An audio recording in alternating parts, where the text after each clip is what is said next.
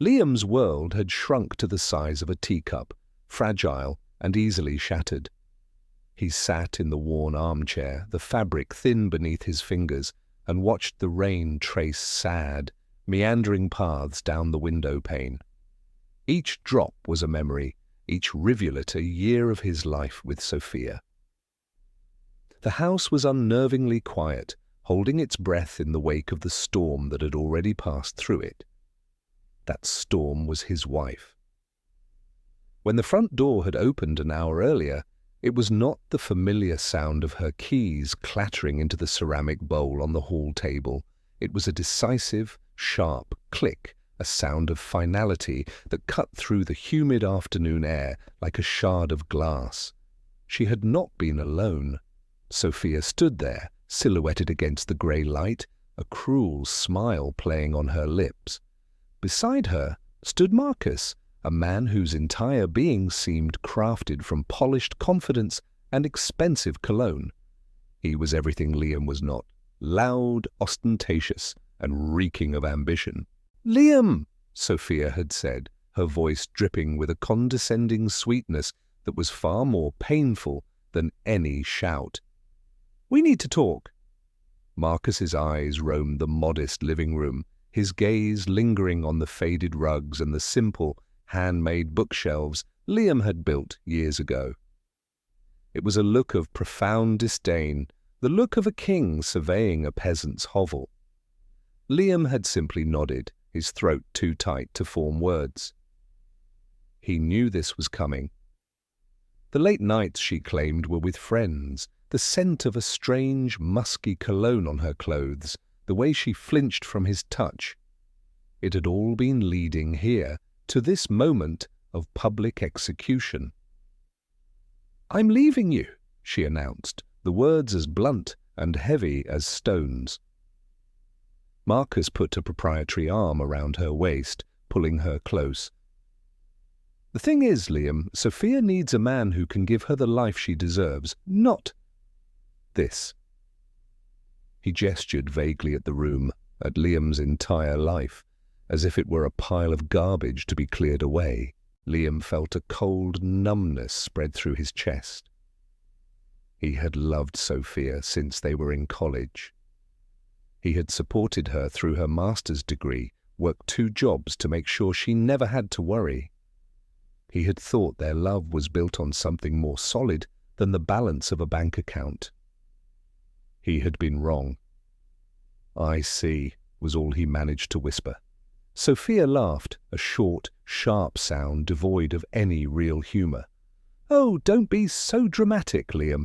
This was inevitable. We've grown apart. I've grown and you've stayed here." The true cruelty, the master stroke of their performance, came next.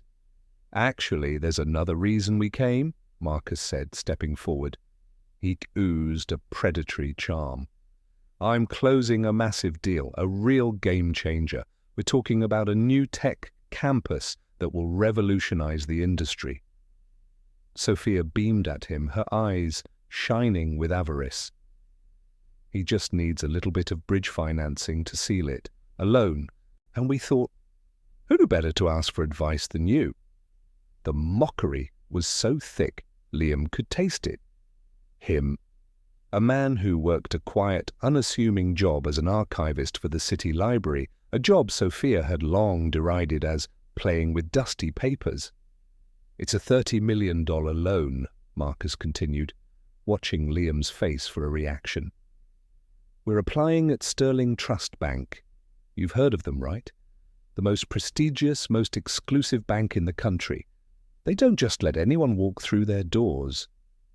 He paused, letting the implication hang in the air. A place like that was for men like him, not for men like Liam.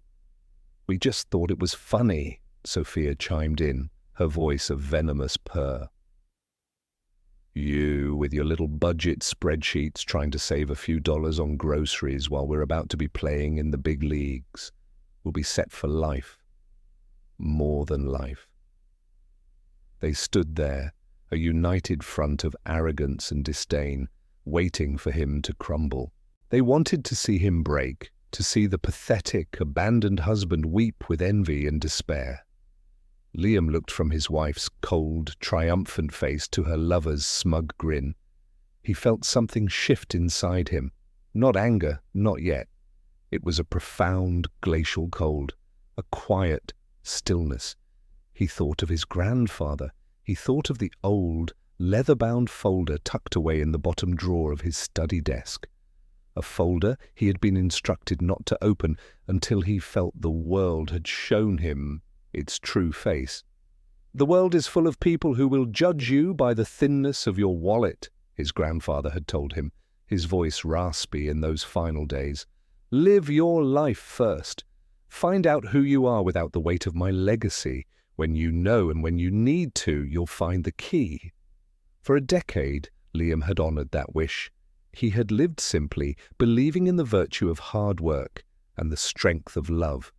He had believed Sophia loved the man, not the potential portfolio. Now, watching her mock his very existence, he understood. The world had finally shown him its true, cruel face. He gave them a small, empty smile. "Sterling Trust, that's a very reputable institution. I wish you the best of luck." His composure seemed to disappoint them. They had come for a dramatic scene, for tears and pleading. His quiet dignity was an unexpected irritant. "Right," Marcus scoffed, clearly underwhelmed. "Well, we're off to celebrate our future. Don't wait up."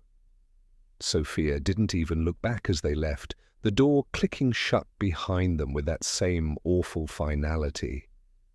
Liam remained in the armchair as the room grew dark, the rain still whispering against the glass. He was alone. He was humiliated. But as the initial shock subsided, it was replaced by a slow, burning ember of resolve. After a long while, he rose from the chair.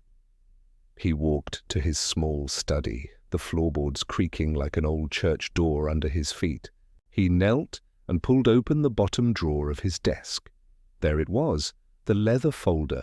It was heavy in his hands, filled with a history he had deliberately ignored, his grandfather's legacy, his key. He placed it on the desk, his heart pounding a slow, heavy rhythm against his ribs. The time had come.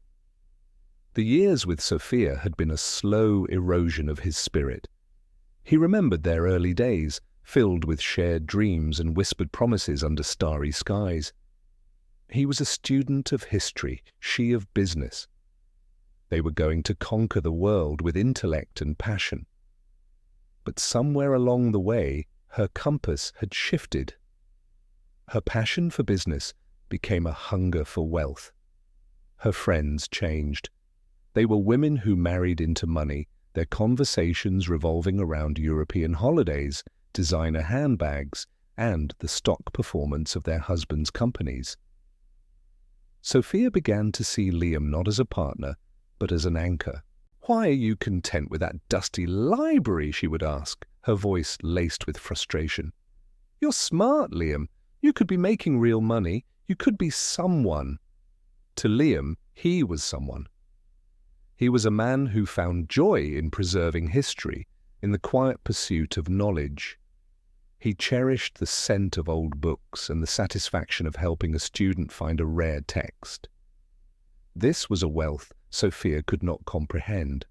Her contempt grew like a toxic mold. It started with small jibes at dinner parties. "Oh, Liam wouldn't know about that. His world is a bit more quaint." It escalated to outright arguments in the privacy of their home. "My friends feel sorry for me," she had screamed one night. "Their husbands are VPs and CEOs, and I'm married to a librarian. Do you have any idea how embarrassing that is?" He had endured it all with a stoic patience, hoping the woman he loved was still in there somewhere, buried beneath the layers of envy and status anxiety. He kept his life simple, his head down, believing that his character would one day be enough for her again. Now he knew it never would have been. Her values were not just different, they were rotted from the core. Her obsession with Marcus was the final, logical step in her decay. Marcus was the physical embodiment of everything she craved. He drove a flashy sports car, wore a watch that cost more than Liam's annual salary, and spoke of million-dollar deals as casually as ordering coffee. Liam suspected with a cold certainty that Marcus was a fraud. Men of true substance rarely felt the need to broadcast it so loudly. True power was quiet, confident, and unassuming. It was the kind of power his grandfather had wielded. Liam's grandfather, Arthur Sterling, had been a phantom in his life. A reclusive, almost mythical figure Liam had met only a handful of times as a child. He was a man who had built an empire from nothing, but who had grown to despise the world of avarice he had conquered. He had seen how wealth corrupted, how it twisted people, and he had been determined to shield his only grandson from it. He had wanted Liam to build a life based on worth, not wealth. Liam traced the embossed seal on the leather folder. Sterling Holdings. He had always assumed it was just the name of his grandfather's long-defunct first company, a sentimental keepsake. With a deep breath, he untied the leather cord and opened the folder. The first document was a letter, not from a lawyer, but from his grandfather himself, the handwriting a familiar, spidery script. "My dearest Liam," it began. "If you are reading this, it means you have reached the point I warned you about. The point where the world has tested your spirit. Do not despair. What you hold in your hands is not a crutch, but a tool. It is the result of my life's work, but what you do with it will be the testament of your own." Beneath the letter lay stacks of documents dense with legal and financial jargon, share certificates, deeds, trust agreements, and organizational charts that spiraled into a dizzying web of corporate entities. Liam's eyes scanned the names, Sterling Holdings Incorporated. It was not a defunct company, it was a parent corporation, a behemoth with subsidiaries in real estate, technology, manufacturing, and finance. His finger stopped on one name in a box at the center of a chart. Sterling Trust Bank. It wasn't just a subsidiary. According to the chart, Sterling Holdings owned a 95% controlling interest. The air left his lungs in a sudden rush. It couldn't be. He frantically sifted through more papers. He found a summary of assets, a consolidated statement of net worth. The numbers were astronomical, strings of zeros that seemed to lose all meaning. It was not the portfolio of a rich man. It was the treasury of a small nation, and at the very bottom a notarized declaration of trust, naming him, Liam Carter, as the sole, ultimate beneficial owner of the entire structure upon Arthur Sterling's death.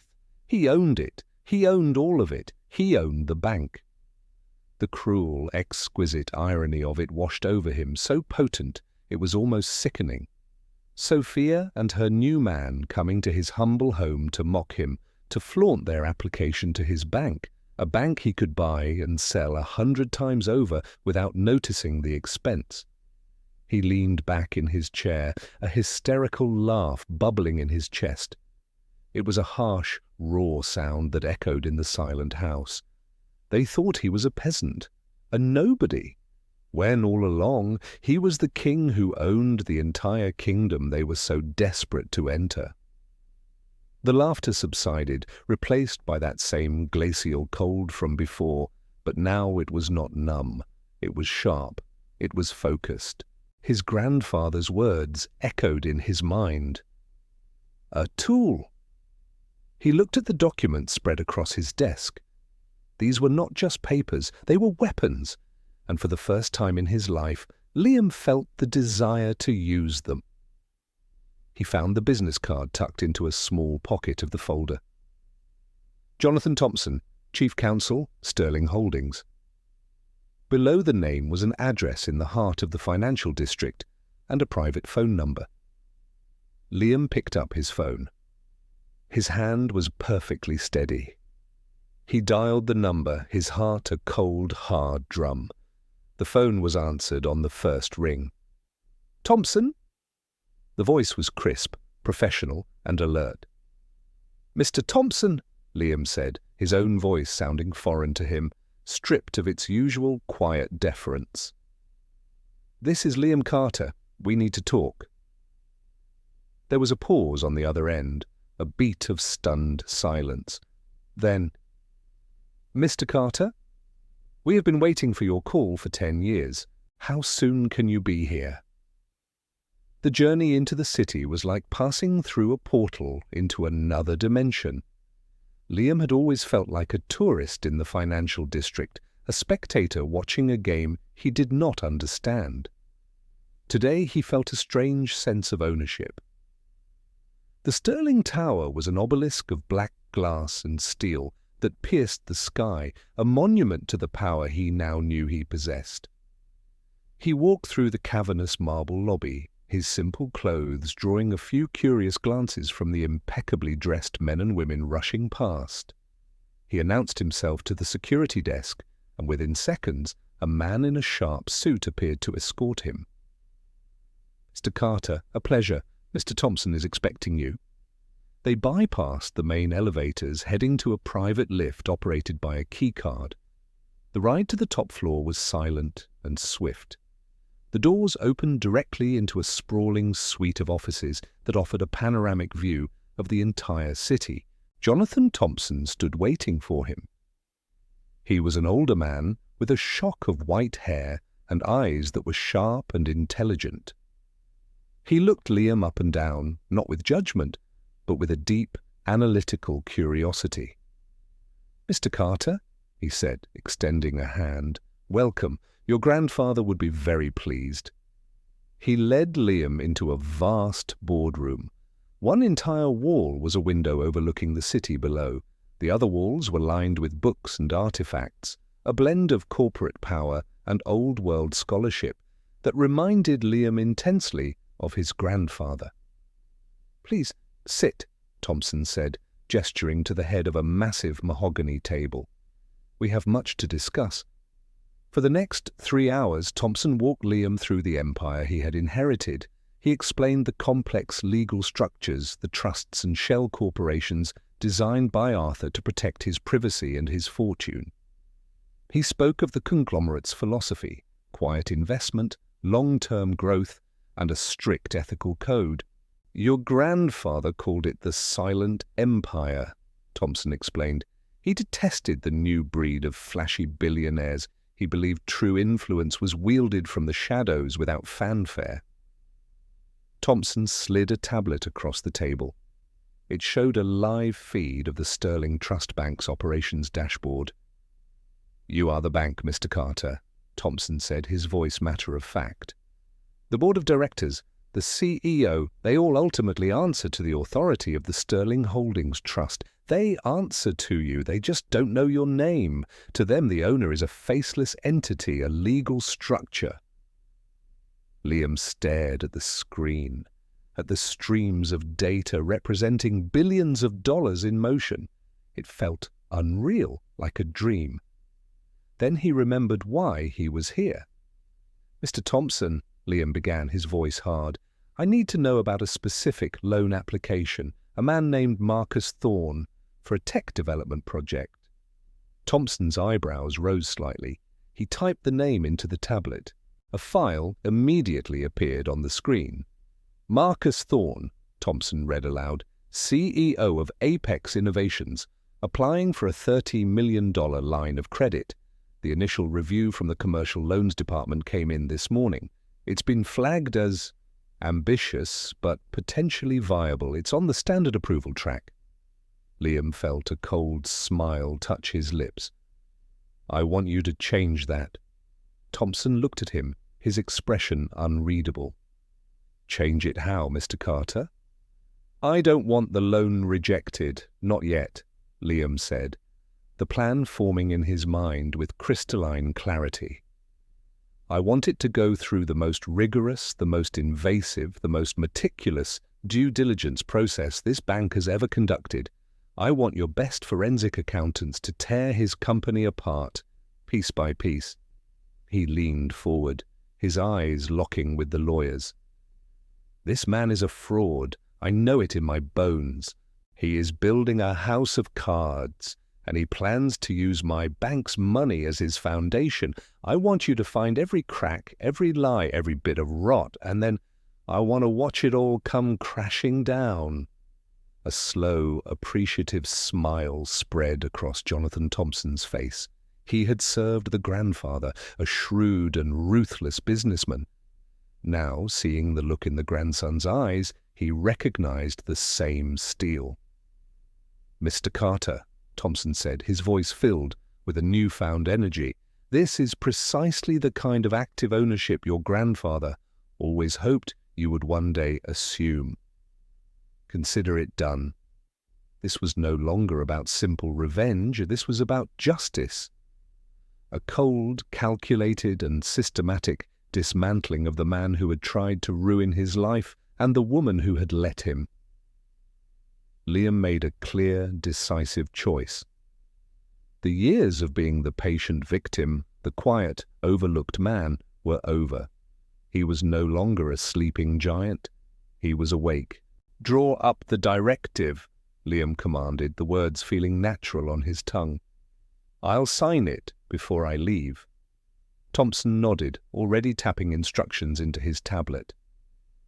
"I'll assemble the team. We'll call it Project Nightingale, a quiet song before the silence." The strategy session that followed was a masterclass in corporate warfare. Thompson brought in the bank's head of risk management and the chief of forensic accounting, two severe-looking individuals who seemed to relish the challenge. They were introduced to Liam only as the representative of the ownership trust. Liam laid out his suspicions about Marcus, his ostentatious lifestyle, his vague but grandiose claims, the desperate need for this specific loan. "Men who are truly successful don't need to shout about it," Liam stated simply. The risk manager nodded grimly. "It's a classic pattern. We see it all the time. Over-leveraged, projecting an image of success to attract new investment to pay off old debts. A Ponzi scheme in a business suit. The plan they formulated was surgical. Phase 1 was the string. They would not deny Marcus's application. Instead, they would respond with enthusiasm, tempered by professional diligence. They would request more documentation, then more, pulling him deeper into the process. "We ask for his audited financials for the last 5 years, the accountant said, his eyes gleaming. "Then we ask for the raw data. We want to see every transaction, every invoice. We'll trace his supply chain.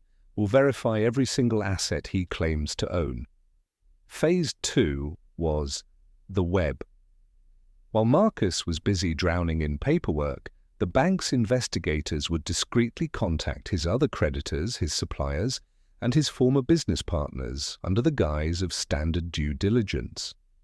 They would build a complete, three-dimensional picture of his financial life. "He'll be so focused on securing our 30 million, Thompson explained, he won't realize we're mapping his entire fraudulent enterprise." The final phase was the collapse. Once they had irrefutable proof of fraud, they would not simply reject the loan. They would compile a complete dossier and, as was their legal and fiduciary duty, hand it over to the Financial Crimes Enforcement Network and the SEC. "We won't just deny him a loan," the risk manager said with a thin, cruel smile. "We will end his career. We will trigger a cascade that he can't escape." Liam listened, a cold calm settling over him. It was a brutal, devastating plan. It was perfect.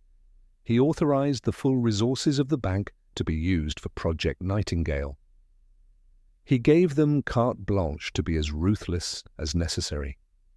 Before he left the tower that evening, he paused at the great window, looking down at the city lights twinkling to life. He was the ghost in this machine, the invisible hand about to crush the arrogant fools who had so grievously underestimated him. He returned to his quiet house, the scent of Sophia's perfume still lingering faintly in the air. He felt no sadness now, only a chilling sense of purpose. The first domino fell a week later. Liam was at the library, carefully restoring the binding of a 19th-century manuscript, when his phone buzzed with a text from Thompson. "The string is taut." He could almost picture the scene. Marcus, confident and smug, receiving an email from Sterling Trust. Not an approval, but a polite, professional request for a seemingly routine set of additional documents. That night, Sophia called him. Her voice was sharp, accusatory.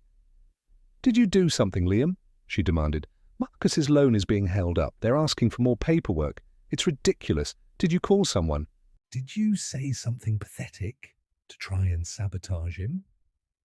Liam held the phone to his ear, a mask of gentle confusion on his face. "Sophia, what are you talking about? Who would I even call? I told you I wish you both the best." "Don't play dumb with me," she snapped.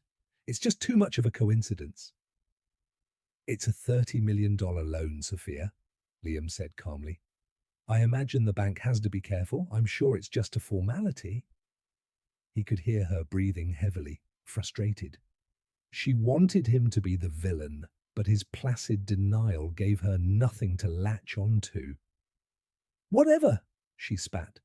"Marcus is handling it. He's a professional. He's not worried. We're still going to close the deal and you'll still be left with nothing." She hung up. Liam smiled. Marcus wasn't worried. Good. The requests from the bank kept coming.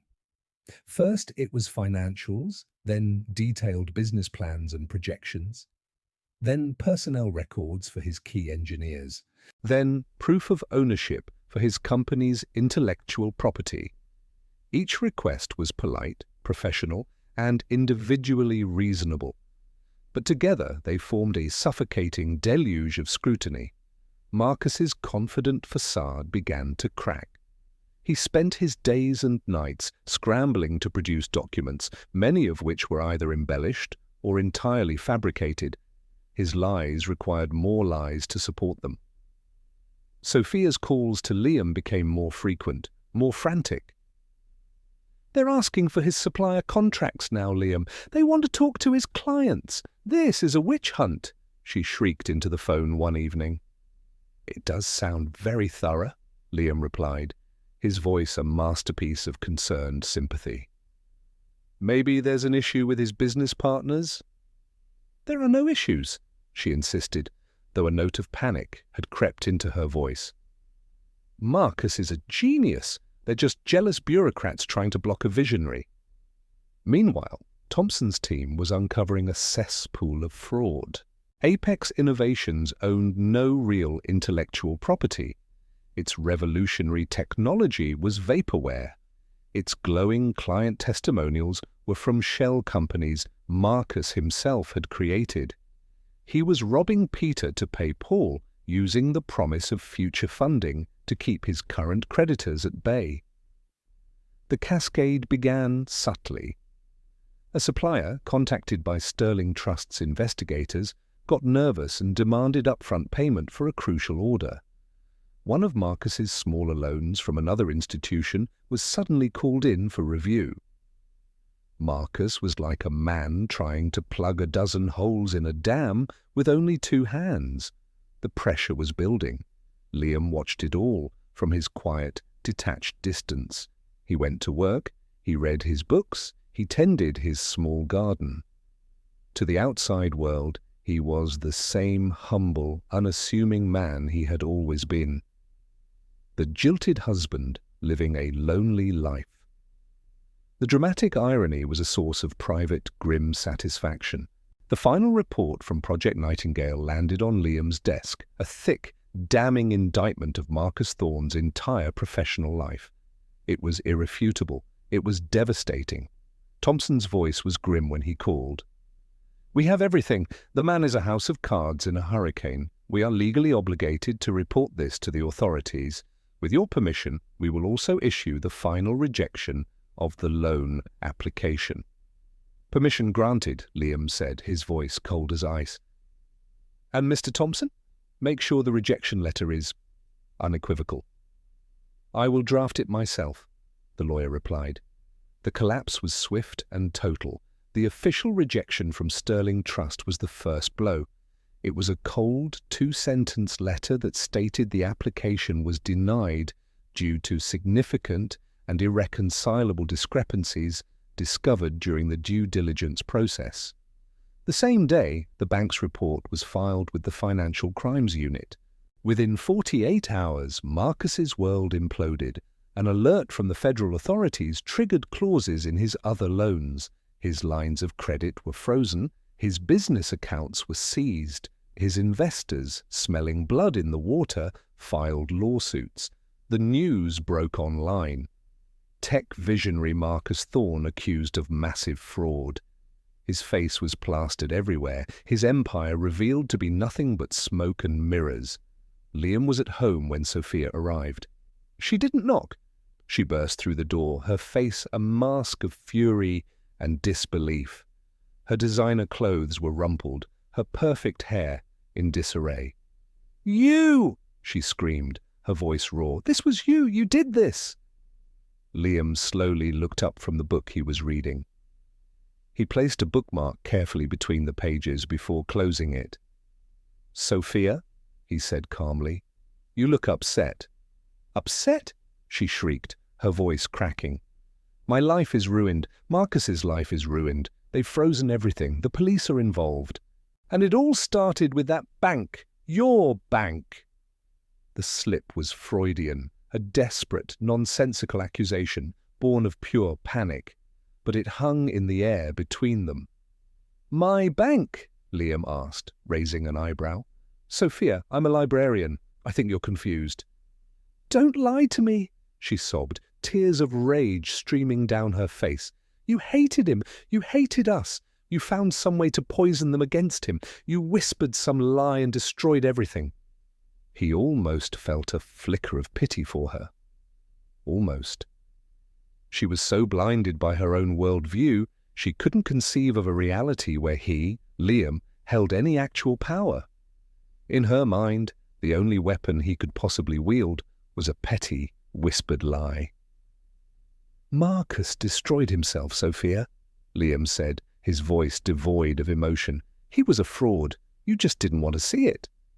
"He's not a fraud," she insisted, stamping her foot like a petulant child. "He's brilliant. We were going to be happy. We were going to have everything." "And what was that everything, Sophia?" Liam asked, his voice dangerously quiet. "A bigger house? A faster car?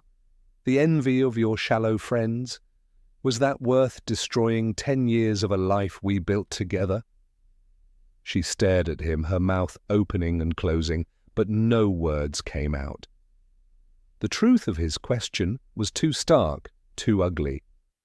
"It doesn't matter," she finally managed to say, her voice dropping to a venomous whisper.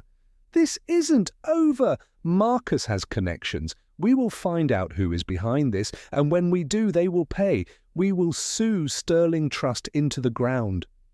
Liam had to suppress a smile. Sue him? With what money? With what lawyers? They were ruined, utterly and completely.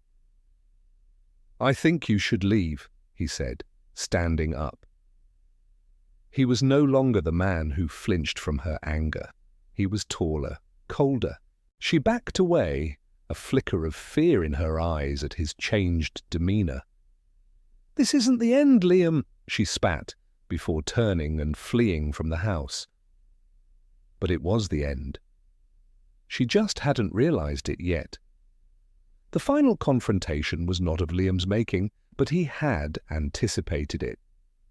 2 weeks later, Thompson called him. "They're here," he said, a note of grim satisfaction in his voice. Sophia Thorne, she's still using his name, ironically, managed to bully a junior executive into granting her a meeting. She claims she has information about a conspiracy against the bank. She's demanding to speak to the person with the ultimate authority. She's in the main boardroom with what's left of Marcus Thorne. Liam felt a surge of adrenaline, cold and sharp, the final act. "I'm on my way," he said. He chose his suit carefully. It was a dark, impeccably tailored charcoal suit that Thompson's own tailor had made for him weeks ago. It was a suit of armor. It was the uniform of a king. When he arrived at the Stirling Tower, he no longer felt like a visitor. He walked through the lobby with an air of quiet command, the security guards nodding respectfully. He took the private elevator to the top floor. Thompson was waiting for him outside the boardroom doors. "They are agitated," Thompson said with masterful understatement. "She's been making threats. He just sits there looking like a ghost." "Let them wait a few more minutes," Liam said, savoring the moment. He wanted their desperation to peak. He wanted them to feel the full weight of their powerlessness. Finally, he nodded to Thompson. "It's time." Thompson opened the heavy wooden doors. Sophia and Marcus were sitting at the far end of the enormous mahogany table. Sophia's head snapped up, her eyes blazing with fury. Marcus didn't move. He was a hollowed-out shell, his expensive suit hanging off his shrunken frame. Sophia's jaw dropped when she saw Liam enter. Her rage momentarily gave way to pure, sputtering confusion. "You?" she gasped. "What are you doing here? Get him out of here!" she shrieked at Thompson. "We are here to see the person in charge, not the cleaning staff." Liam ignored her. He walked slowly, deliberately, down the length of the table. His footsteps echoed in the silent room. He didn't stop until he reached the head of the table, the seat of power, the one that offered a commanding view of the entire city. He sat down. Thompson stood silently, respectfully, a step behind his chair. The realization dawned on Sophia's face not all at once, but in slow, horrifying waves. Confusion warred with disbelief, which slowly curdled into a dawning, unspeakable terror. "No," she whispered, her voice barely audible. "It's not possible." Liam leaned forward, steepling his fingers on the polished surface of the table. He fixed his gaze on her, his eyes cold and hard as diamonds. "Hello, Sophia." "Marcus," he said, his voice resonating with an authority she had never heard before. "You demanded to see the person in charge. You wanted to see the owner of Stirling Trust Bank." He paused, letting the silence stretch, letting the impossible truth sink into her soul. "Here I am." It was as if the world had stopped turning. Sophia stared at him, her face completely white, her mouth agape. Marcus finally looked up, his dead eyes showing a flicker of comprehension, of final, utter despair. "You came to my home," Liam continued, his voice a low, cutting monotone. "You stood in my living room and you mocked me. You laughed about my simple life, my quiet job. You flaunted your fraudulent ambitions and your sordid little affair." He leaned back in his chair, a cold, mirthless smile on his face. "You spent 5 years treating me like I was nothing, like I was dirt beneath your designer shoes, an embarrassment to be hidden away. You thought my worth was measured by my paycheck." His voice dropped even lower, becoming a blade of ice. "But what you didn't know, Sophia, what you could never comprehend in your shallow, greedy little mind, was that this entire world you were so desperate to join, it was already mine." He gestured to the window, to the sprawling city below. "This building, the bank, the name Stirling, that you held in such reverence. It was all a legacy left to me by my grandfather, Arthur Stirling." The name hit her like a physical blow. She staggered back as if he had struck her. "Stirling, your grandfather, was the founder," Liam finished for her. "And I am his only heir. You came to my house to brag about applying for a loan from my own bank." The full, devastating, ludicrous irony of it all finally crashed down on her. The sound that escaped her throat was not human. It was a strangled, guttural noise of pure, undiluted agony. "No, no!" "You're lying!" she screamed, her composure shattering into a million pieces. "It's a trick! It's a cruel joke!" "Is it a joke?" Liam asked, his voice lethally calm. He nodded to Thompson. The lawyer stepped forward and placed a single document on the table. It was the original trust declaration, bearing Arthur Sterling's signature and Liam Carter's name. Sophia lunged for it, her hands trembling. She stared at the paper, her eyes darting back and forth from the signature to Liam's cold, implacable face. The truth was there, in black and white, undeniable and absolute. She broke. It was a complete and total unraveling. She started screaming, incoherent words of denial and rage. She clawed at her own hair, her face contorting into a terrifying mask of madness.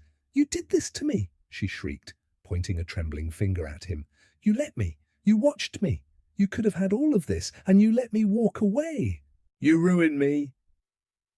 "No, Sophia," Liam said, his voice cutting through her hysteria. "You ruined yourself!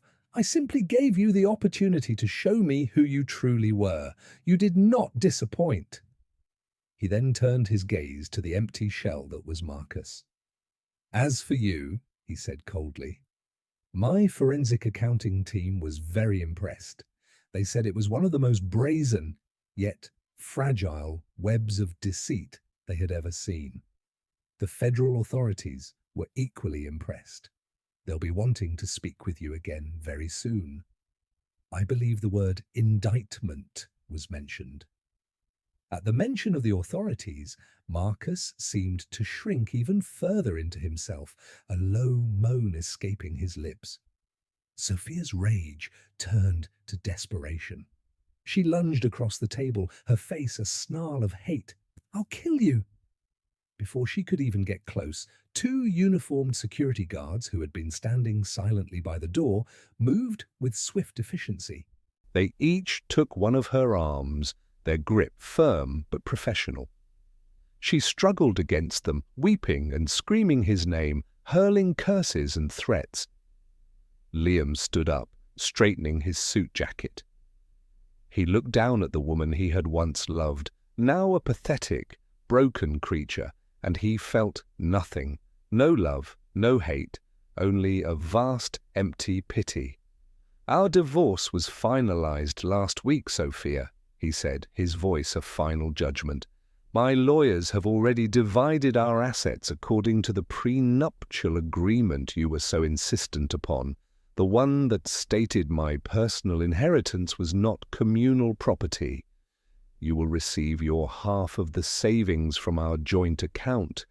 It comes to $7,400. He looked at her, then at the ruined man beside her. "Now," he said, his voice ringing with the absolute authority of the king in his castle. "Get them out of my building." The guards dragged the screaming, sobbing Sophia from the room. Marcus, utterly defeated, was simply escorted out like a docile prisoner. The heavy doors closed, and the boardroom was once again silent. Liam stood at the window for a long time, watching the city that was his. The victory was not sweet, it was just necessary. It was the closing of a painful chapter and the restoration of order. The aftermath was as complete as the collapse had been. Marcus Thorne was indicted on multiple counts of wire fraud, securities fraud, and money laundering. Faced with the mountain of evidence Sterling Trust had provided, he accepted a plea bargain. He was sentenced to 15 years in a federal penitentiary, stripped of every last asset he had ever claimed to own. Sophia's fate was less dramatic, but in many ways more poetic. Her name was irrevocably tied to the scandal. She was a social pariah. The wealthy friends she had so desperately tried to emulate wanted nothing to do with her. She was toxic, a reminder of poor judgment and public humiliation, with her share of the savings amounting to less than the cost of one of her designer handbags. She was left with nothing. No home, no career, no prospects. The last Liam heard through a discreet inquiry by Thompson was that she was working as a waitress in a drab, roadside diner 200 miles away. She was living the very life of modest struggle she had so cruelly mocked. Liam, however, did not embrace the life of a tycoon. The power and the wealth were tools, just as his grandfather had said, not a lifestyle. He retained Thompson as the public face of the Sterling Holdings Trust, preferring to remain the silent, invisible hand. His first act as owner was not to acquire another company, but to establish a foundation. The Sterling Foundation for Emerging Artisans. It was a multi-billion-dollar endowment dedicated to providing grants, workshop space, and business training for skilled craftspeople who were overlooked by the mainstream financial world. Carpenters, weavers, glassblowers, bookbinders, people who created value with their hands and their hearts. He poured his energy into it, finding a deep, abiding purpose in helping others who, like him, had been judged by the wrong metrics. He even set up a small, anonymous grant for the city library, ensuring its archives would be preserved for centuries to come. For himself, he kept the small house. He sold Sophia's expensive furniture and replaced it with simple, comfortable pieces, many of which he built himself. He converted the garage into a state-of-the-art woodworking shop, where he spent his evenings and weekends lost in the scent of sawdust and the satisfaction of creation. One afternoon, he was visiting one of the Foundation's funded projects, a community arts center in a revitalized part of the city. He was there to inspect the new kilns, dressed in his usual simple attire of jeans and a plain shirt. That's when he met Clara. She was the director of the center, a woman with kind eyes and a smile that seemed to radiate genuine warmth. Her hands were smudged with clay, and she spoke with a fiery passion about the importance of art in the community. She had no idea who he was, other than a representative from the Foundation. She showed him around, not with the deference of an employee, but with the pride of a true believer. "It's incredible what your organization does," she said, her eyes shining. "So many talented people just need a chance, a little bit of support to get started. The person who started this foundation must have a very good heart." Liam just smiled. He had a good teacher. They talked for hours about art, about history, about the simple joy of making something beautiful and lasting. He felt a connection with her that was deeper and more real than anything he had ever known with Sophia. She saw him, the real him, the quiet man who loved old books and the grain of wood, and she liked what she saw. He asked her to dinner, then to a walk in the park. Their relationship grew organically, built on shared values and mutual respect. It was months before he finally told her the full story of his inheritance. She listened quietly, and when he was finished, she simply took his hand.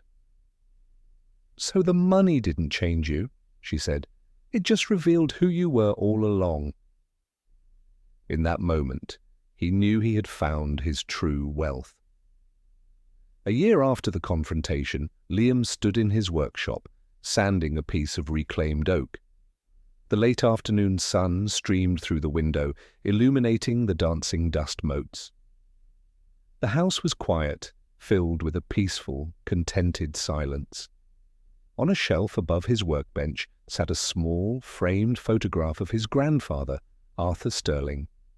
Next to it was a new photograph of him and Clara, their arms around each other, smiling. He had won. But his victory was not the destruction of his enemies. It was the life he had built in the aftermath, a life of purpose, peace, and love. He had learned the hardest lesson of all. True power is not the ability to crush others, but the strength to build them up. True wealth is not measured in dollars or stock prices, but in character, integrity, and the quiet dignity of a life lived with honor.